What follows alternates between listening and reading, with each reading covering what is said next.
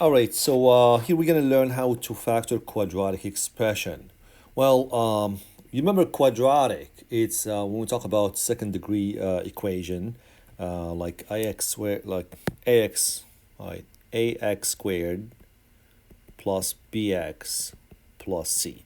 You will get familiar with this later, especially when we deal with quadratic equation. Later on, we're going to learn how to solve quadratic equation. Now, since we don't have equality, we're just going to deal with quadratic expression and how we factor quadratic expression. Well, we have to think about the leading coefficient. And we know, according to definition, the leading coefficient is the coefficient accompanying the first term in a polynomial that has been written in standard form, right? So the first term, if we're talking about the standard form, means the first term will have the highest degree, right? The exponent of the first term will have the highest degree, so the leading coefficient will be a in this case, right? And here, for our example, we'll get x squared. We gotta factor this quadratic, right? X squared plus 6x plus 8, so the leading coefficient will be 1. That's next to the x squared, right? Now, if the leading coefficient is 1, that is the best way to solve this if we have to think about two factors, two values, whose product is 8 and whose sum is 6, right? So we need to find two values, like a times b, like let me call them like a, let me call them like a times b, right, will be 8. And the same value, a plus b. No, I don't want to confuse you with the same letters here. Let me find the different letters here. All right, let me find different. Let me find like so let me have, for example, Q and Z, right? You multiply Q and Z will give me 8, and Q plus Z will give me 6 here, all right? So what are the possibilities that two values are multiplied and you get 8, you get 8? Well, we get, a couple of possibilities. We have like 8 times 1. We get like 1 times 8. We got 2 times 4, right? We got let's have the calculation on U1 here. Let's just have, we don't need to 8 times 1 and 1 times 8 is the same thing. So we have like 1 times 8, 2 times 4. But if you add 1 and 8, right? If we add like 1 and 8, that will give you 9. If we add like 2 and 4, that will give you 6. And that's exactly what I'm looking for, right? So two values whose product will give me 8, will give me 8 right here, and whose sum will give me 6 will be 2 and 4. So we're going to open the parentheses here. We're going to open two parentheses here.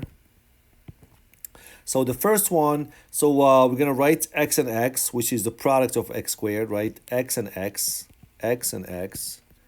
And since we have 2 and 4, so mean positive 2 and positive 4, because those values, if you multiply them, you will get 8, and if you add them up, you will get 6. So it's going to be plus 4 plus 2, or plus 2 plus 4 is the same thing. So now we just factor this quadratic, right, by using this factorization here. And that one we use it all, especially when we have the leading coefficient is 1. We have to find two values whose product is 8 and whose sum is 6. All right, we got this skill practice here for quadratic, for factoring quadratic expression. And here, as you can see here, we have, which of the following shows the correct factorization of 4x squared plus 8x minus 60? Well, here we have a problem. The problem is that we don't have the leading coefficient is 1. So we have like 4. The leading coefficient here is 4 right here, right? But we can see that 4, we can see like 4 is divisible by 4 and 8 and 60, right? So we can just like factor by 4 here as a greatest common factor.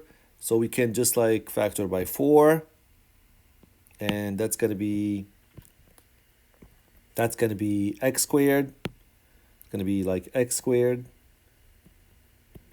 plus 2x minus 15, right? Because 4 times x squared is 4x squared. 4 times 2x will give me 8x, and 4 times 15, that will be 4 times negative 15 will be negative 60. So that's why we can factor by 4. Now, for this one here, we can see that the leading coefficient is 1 right here. So we can use, the same method as we used in the previous example, right? So we can factor by 4 here. And since we have the leading coefficient is 1, we can have two parentheses here. And we can write x and x. Now we need to find two values whose products, like AB equals negative 15 and A plus B will be equal to 2. So we need to find two values whose product is negative 15 and whose sum is 2. Well, we can see it, but it's going to be 5 and negative 3. 5 and negative 3.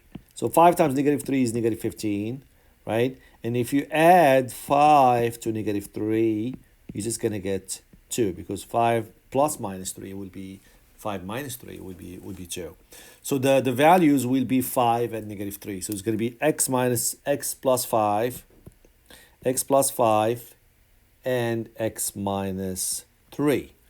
Well, we don't have it here. We have like the closest one, it seems like C, which is x minus 3 and x plus 5. What is the same as this? This is the same as this. So this is going to be the same as for, you can write x minus 3 first, and then you write x plus 5 second. It doesn't matter. It's all about the same. It's the same. All right, so the next one here, which factor pair can you use to find R and S in the equation? Well, we have x squared minus 8x plus 15. If you have two parentheses, you want to know, well, what are the values of R and S, right? So let's try to find, we know that the coefficient is 1 here, so we can find two values whose product is 15. A times B will give me 15, right?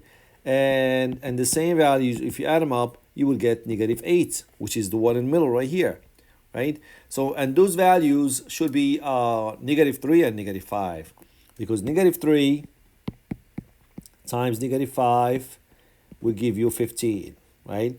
But if you add negative 3 to negative 5, you're gonna get negative 8, okay? If I choose 5 and 3, for example, let's 5 and 3 will give me 15, right? So that's 15. But if I add 5 with 3, will give me 8. And that's not the one I'm looking for. So I'm looking for negative 8. That's why I got to choose negative 3 and negative 5. And D will be the correct answer. Because if you want to factor this one, it's going to be x, right? X minus 3 times x minus 5. Times x minus 5. Therefore, R and S are negative 3 and negative 5.